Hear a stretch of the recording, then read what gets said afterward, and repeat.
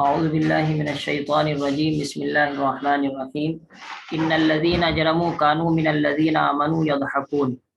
یہ سورہ مطففین ویل للمطففین کے پارے کی چھٹی صورت ہے۔ اس کی آخر کی آیتوں کی تفسیر بیان کی جا رہی ہے، آیت نمبر 29 سے لے کر آیت نمبر 36 تک، اور 36 ہی اس کی آیتیں ہیں۔ ان آیتوں کا خلاصہ یہ ہے کہ اللہ تعالی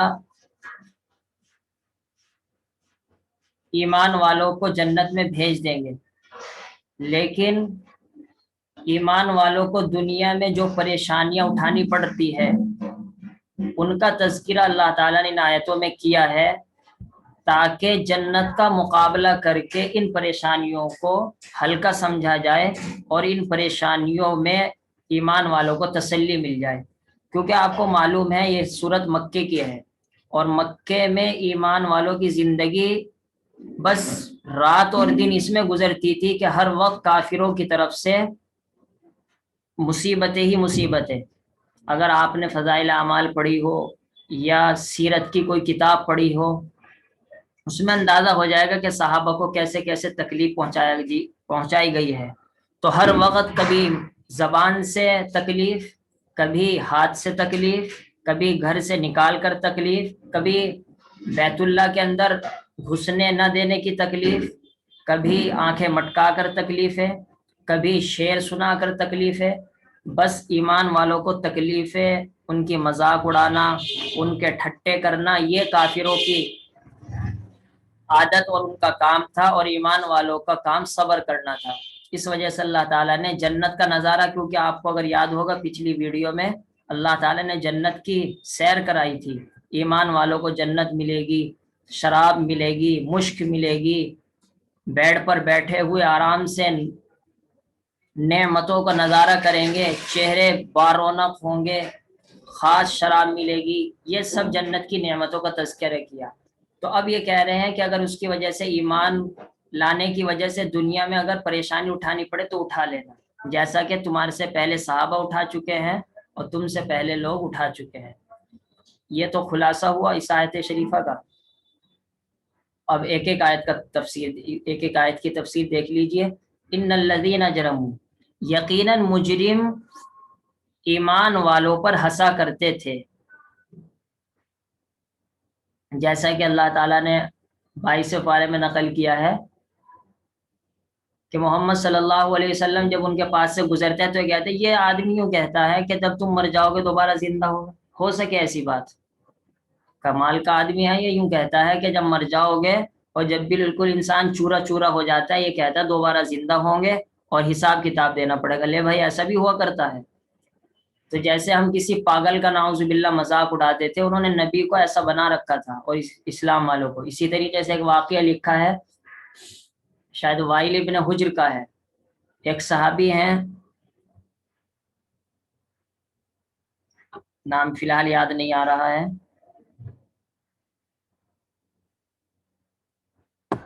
انہوں نے اس کافر کا، وائل ابن حجر کا کام کیا۔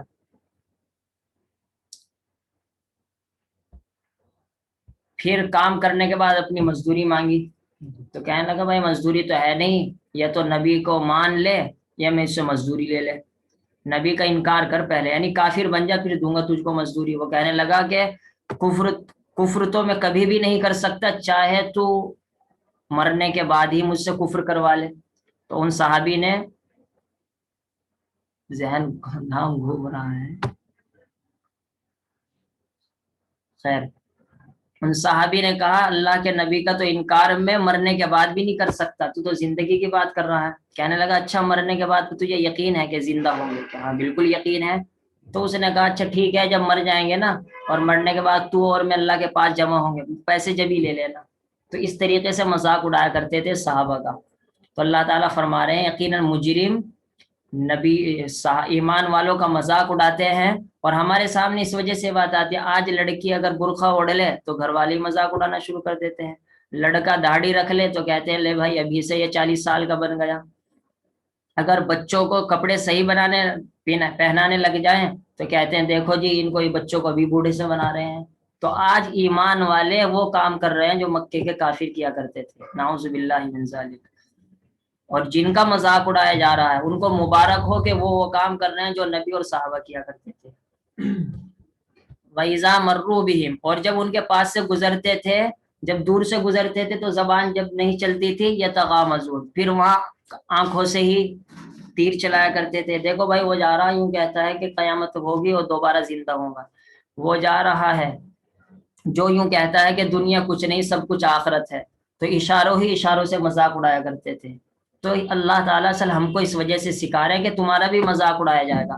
خاص طور سے آج دیکھ لیجئے تبلیغ میں اگر کوئی لگ جائے اس کا مذاق اڑایا جاتا ہے، مدرسے میں کوئی پڑھنا لگے تو کہنے لگے بھائی کھائے گا کہاں سے، تو اگر پڑھ لے گا تو تجھے کبھی یہ بھی سوچا ہے کہ تیرے کھانے کا انتظام کہاں سے ہوگا؟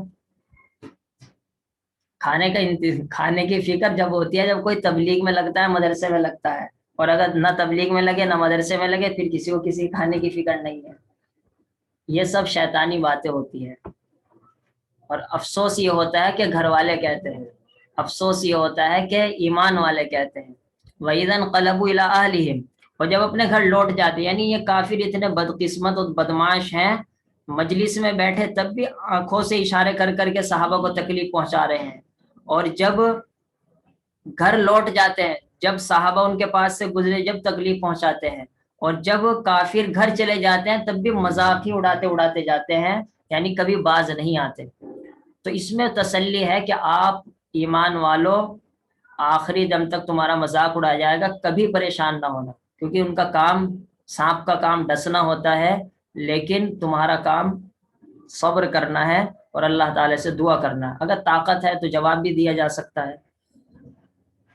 وَإِذَا رَأَوْهُمْ، اور تسلی وہ مذاق اڑانے سے بڑھ کر جب ان کو دیکھتے ہیں تو کہتے ہیں ارے یہ تو وہی گمراہ لوگ ہیں، بھٹکے ہوئے۔ اسی وجہ سے نعوذ باللہ نعوذ باللہ نبی کو کہا کرتے تھے یہ صابی ہے۔ صابی کسے کہتے ہیں؟ صابی کہتے ہیں جو اصل دین کو چھوڑ کر غلط دین اختیار کر لے، بد دین جسے ہم کہتے ہیں۔ نعوذ باللہ نبی کو کہا کرتے تھے محمد صلی اللہ علیہ وسلم تو صابی ہے، اور جو صحابی ایمان لیا کرتا تھا اسے کہتے تھے لے بھائی یہ بھی بد دین بن گیا آج۔ تو پہلا زمانہ جو آج کے دور میں ہے نا، کوئی اگر نیکی پر چلنے لگے اسے کیا کہتے ہیں؟ یہ آدمی تو بس الگ تھلگ ہو گیا دنیا سے۔ کبھی اس کو کہتے ہیں کہ تو پرانے زمانے کے لوگ ہیں، کبھی یہ کہتے ہیں کہ انہوں نے تو دنیا کی ترقی روک رکھی ہے۔ تو یہ باتیں سب صحابہ کو کہی جا چکی ہیں، لضالون، لیکن جب صحابہ نہیں پیچھے ہٹے تو ہم کیسے ہٹ جائیں گے؟ یہ ہے اصل سوچنے کی بات، یہ ہے اصل ان آیتوں کی نصیحت۔ کہتے ہیں یہ تو گمراہ لوگ ہیں، اور دیکھو کہہ بھی رہے ہیں ان لگا کر اور لام لگا کر، پکے گمراہ ہیں۔ اور اگر آپ کو اور پتہ لگے تو ضالون کہا ہے، یہ اس میں فاعل کے اندر مضبوطی ہوتی ہے، فعل کے اندر اتنی مضبوطی نہیں ہوتی، پکے ہیں یہ بالکل گمراہ بددین۔ اب اگر آپ یہ آیت پڑھیں گے تو یہ سمجھیں گے کافروں کے بارے میں، حالانکہ کافر صحابہ کو کہہ رہے ہیں کہ پکے گمراہ ہیں یہ ابو بکر عمر، نعوذ باللہ من ذالک۔ آج شیعہ بھی یہی کہتے ہیں رافضی کہ نعوذ باللہ ابو بکر بھی گمراہ مرتد تھے، عمر بھی مرتد تھے۔ تو اسی وجہ سے شیعہ اکثر شیعوں کو کافر کہا جاتا ہے، ہر ایک کو نہیں۔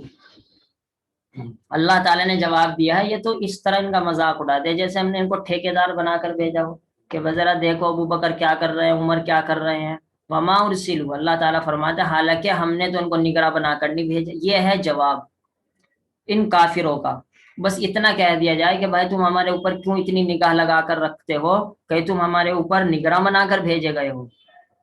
یہ جواب ہمارے لیے بھی ہے کہ ہم یہ سوچے، یہ ان کو جواب دے سکتے ہیں۔ اور خدا نہ خواستہ اگر ہم مبتلا ہیں اس بیماری کے اندر، مثال کے طور پر ہماری بہن نیک بن رہی ہے اور ہم اس کے اوپر اعتراض کرتے ہیں، اس کا مذاق اڑاتے ہیں، تو اس آیت سے ہم کو جواب ملتا ہے تجھے اپنی قبر میں سونا ہے، بہن کو اپنی قبر میں سونا ہے۔ اگر چلیے وہ بہن غلط ہی کر رہی ہے تو چھوڑیے، غلط کر رہی ہے، لیکن یہ بتلا اگر تو نے غلط کیا تو تیرا کیا بنے گا؟ تجھے کیا اللہ تعالیٰ نے بہن کا نگراں بنا کر بھیجا کہ اگر وہ ایمان قبول کر لے، نیک بن جائے، اس کے پیچھے پڑ جائے؟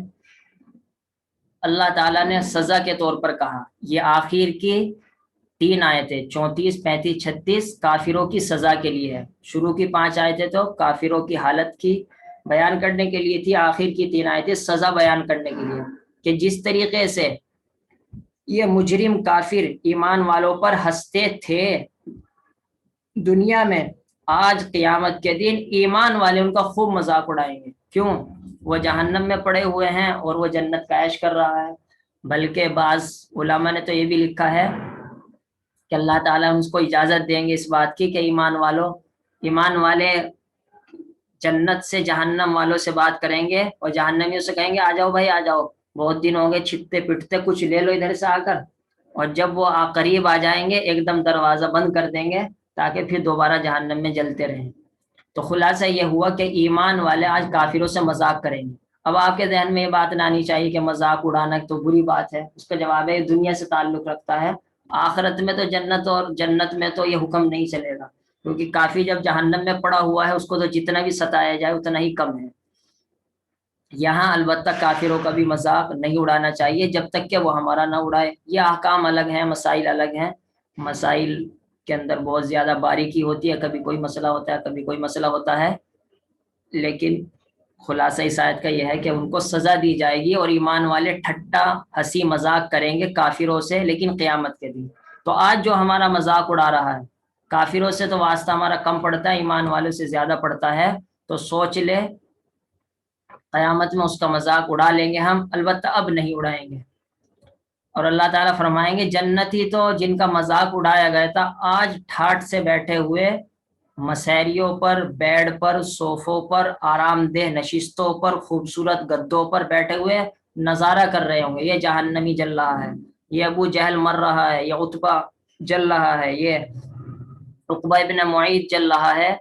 بس ایمان والوں کو تو نظارہ کرنا ہے، یہاں دنیا میں رہ کر صبر کرنا ہے. یہ اللہ تعالیٰ دنیا اور آخرت کو لے کر چل رہے ہیں تاکہ سمجھ میں آئے جائے دنیا میں کیا کرنا ہے. دیکھو دنیا میں صحابہ نے کیا کیا، مذاق سنی آگے چل دیے، صبر کیا، حتیٰ کہ مکہ چھوڑ دیا، ہجرت کر لی. لیکن آخرت میں بیٹھے ہوئے یہ اب ٹھٹا کریں گے کافروں سے، مذاق اڑائیں گے اور بیٹھے ہوئے نظارہ کریں گے کہ دیکھو کافر کیسے جل اور بھن رہے ہیں.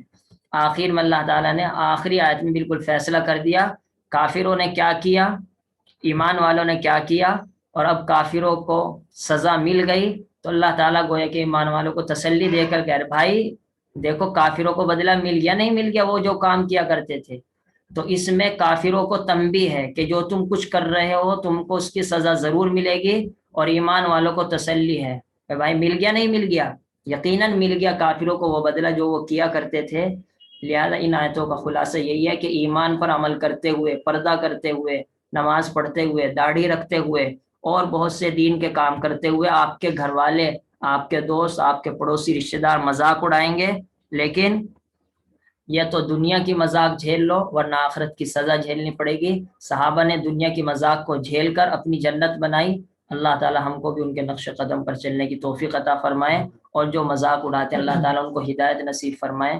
سبحان اللہ وبحمدہ، سبحانک اللہم وبحمدک، نشہد ان لا الہ الا انت، نستغفرک ونتوب الیک. سبحان ربک رب العزۃ عما یصفون وسلام علی المرسلین والحمد للہ رب العالمین.